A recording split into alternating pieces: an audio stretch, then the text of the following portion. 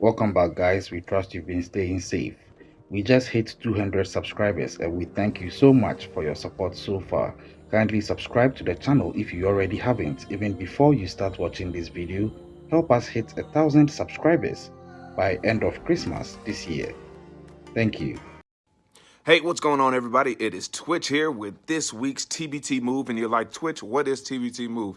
TBT Move is basically like my rendition, my dance rendition of Throwback Thursday, right? It's like an old school move for Throwback Thursday. So after you finish watching this video of me explaining it, swipe over to the next video, learn the move, and then post a video of yourself doing it using the hashtag TBT Move so I can see it. Now, when you do this, have a good time. Like, do it with your friends, do it with your family, do it while holding your pets, or, whatever your idea of fun is. Just have a good time. I'm not looking for the best dancer.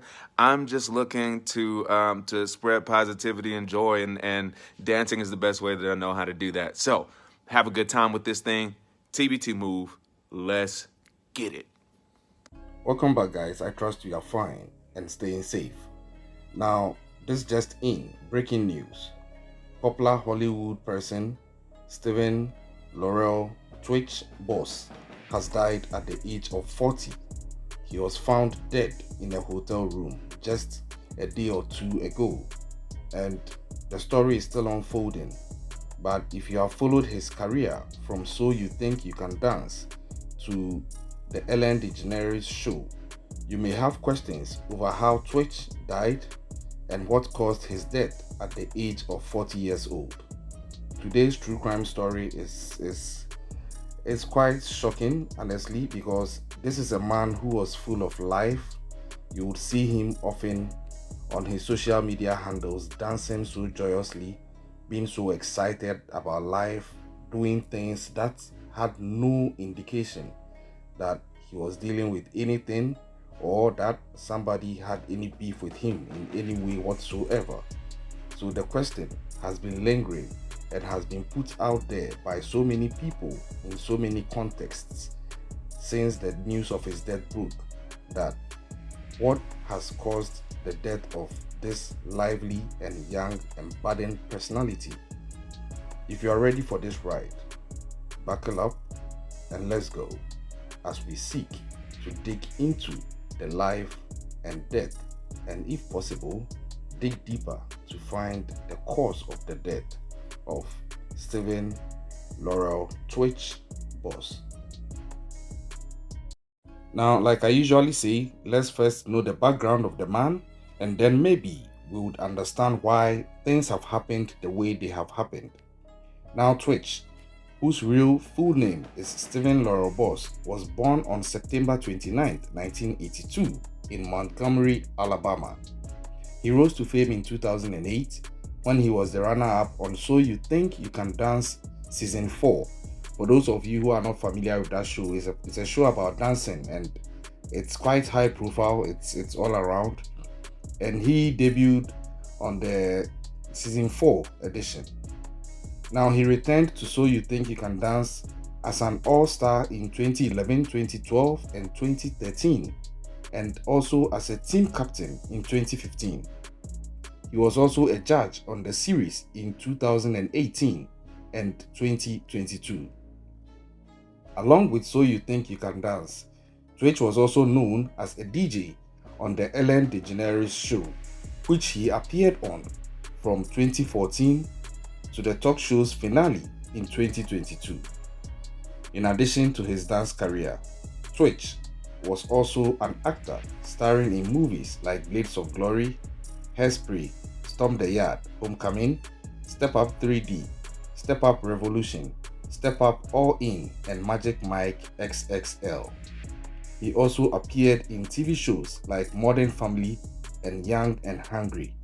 Now, Twitch, as you can tell by his illustrious Hollywood career, was doing so much and he got so much accomplished in such a short time since rising to fame through arguably the So You Think You Can Dance franchise. And so that is basically the genesis of his being in Hollywood. Now, after more than a decade in Hollywood, Twitch died on December 13th, 2022. He was 40 years old. He was survived by his wife, Alison Hawker, a contestant also on So You Think You Can Dance Season 2, and there are 3 children whose names I would not mention here. Now, it means that his wife, Alison, was 2 seasons ahead of Stephen in this case. So she came in 2 seasons earlier and he came in the 4th season. Now, he was survived by his wife, Alison Hawker, like I said, and there are 3 kids whose names I'm not going to mention. But interestingly, this is what they said about their kids prior to his passing. I'll quote, "It's interesting, we have 3 kids now, and all 3 of them are completely different personalities, but one thing is they can all dance." And truly, if you go on their Instagram handle, you would see the kind of things they do with their kids. Practically dancing and just dancing as a family, dancing happily, seemingly, per the videos that we see. So it still begs the question, what then would have led to all this, to the point that he ends up dead in a hotel room? I continue with what they said, I quote, "They might do it their own way, but they can all dance." Twitch added, "Yeah, they all boogie. Now, whether they are going to become professional dancers, we'll see. But are they shy about boogieing? Oh no, they are not at all." So, like I said, they seem like a happy couple and a happy family. So the question is, why then is he dead? And to the point that speculations are actually indicating it could be suicide. And it has left the question begging, how did Stephen Twitch die? Now, Twitch's wife, Alison Hawker, confirmed her husband's death in a statement to People on December 14th, 2022. And I quote, she said, "It is with the heaviest of hearts that I have to share my husband, Stephen, has left us. Stephen lit up every room he stepped into. He valued family, friends, and community above all else, and leading with love and light was everything to him. He was the backbone of our family, the best husband and father, and an inspiration to his fans. To say he left a legacy would be an understatement, and his positive impact will continue to be felt. I am certain there won't be a day that goes by that we won't honor his memory. We ask for privacy during this difficult time for myself and especially for our 3 children." Now, she ended her statement with a message to her husband saying, "Stephen, we love you, we miss you, and I'll always save the last dance for you." So this is touching, it's emotional, and in a dark sense, it also has a romantic appeal to it, you know. But let's go down to see how they met and became a couple through to this point. Now, Hooker, who married Twitch on December 10th of 2013, celebrated their 9th wedding anniversary 3 days before his death. Yes, just 3 days before he would be found dead. That commemorated their 9th wedding anniversary. Now, on this day, Twitch basically shared pictures from their wedding day on his Instagram handle. So, this is what his wife said. "It's our 9th anniversary. I couldn't be more grateful to celebrate this perfect magical day. Saying yes to Sir Twitch a lot has been one of the best decisions I have ever made in my life. I feel so blessed and loved. I love you, baby, and I'll never take you or our love for granted. I love you." And she typed this in capital letters, meaning she was shouting it out. And this was in an Instagram post on her Instagram handle. Now, Twitch also shared his own anniversary Instagram post, like I mentioned, by sharing some of their wedding pictures. And he wrote, "Happy anniversary, my love, at Alison Hawker, #9 years." and love emojis, heart emojis for that matter. So this is just 3 days before his passing, and it really begs the question that then what happened? What could go wrong if truly the cause of the death is being ruled as a suicide? What would drive such a man to take his own life in such a gruesome manner? The story goes on. Now, Twitch's cause of death, per reports out there, preliminary reports out there, is that it was an apparent suicide. And this is according to TMZ. Law enforcement sources told the site that Twitch's wife, Alison Holker, ran into a Los Angeles Police Department station on December 13th, 2022, frantic, and told them that she was frantic because Twitch had left their house without his car, which wasn't like him. And eventually, at around 11:15 a.m., paramedics received a call for a medical emergency at a Los Angeles hotel where Twitch was found dead from an apparent self-inflicted gunshot wound. He was pronounced dead at the scene. So it begs the question again. For me, these are the questions that are lingering in my head. This is a fresh case. I know that this is not going to end the case. I know whatever has come out is basically more about the preliminary finding, and I don't think this is an open and shut case. I know the police are going to dig deeper, and just so they can be sure of what it looks like. The questions that are lingering in my mind are these. 1. What was he doing at the hotel? How come his wife wasn't even aware that he was at a hotel and had to run to a police station to report that she can't find him? Why didn't he take his car, which his wife would end up also saying that is unusual of him? And then finally, the big question, what will drive him, if truly he committed suicide, to commit suicide? These are the questions that are begging. If you have other questions aside these, leave them in the comment section. I'm not trying to be a conspiracy theorist, but we've seen so much that when things like this come up initially, we prefer to keep an open mind and be objective and wait for the experienced security officers to do their job and come out with their final findings. Now, just in case you didn't know, this happened 3 days, just 3 days after their 9th wedding anniversary. And it's something that has shook the roots of Hollywood as a whole, because Twitch was a personality that touched a lot of people. He was all over and he had influence on the careers and the various shows that most of us would have seen in one way or the other on our screens.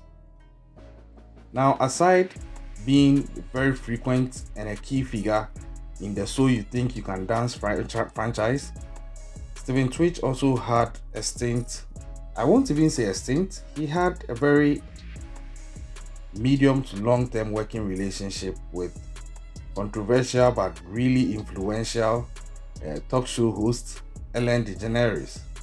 And when he passed, Ellen also came in to add her 2 cents about how their working relationship was and the fact that it had really affected her, and you could tell that they really had a very close relationship, at least so it seems. And she didn't hesitate to put it out. But before I go into that, it's still a bit unclear how come that this is happening, because there are people who are also wondering that to what extent would a man who seems so excited and happy just end up in such a situation. They believe that there are questions that need to be answered, and I'm sure when investigations are concluded, these things will be answered.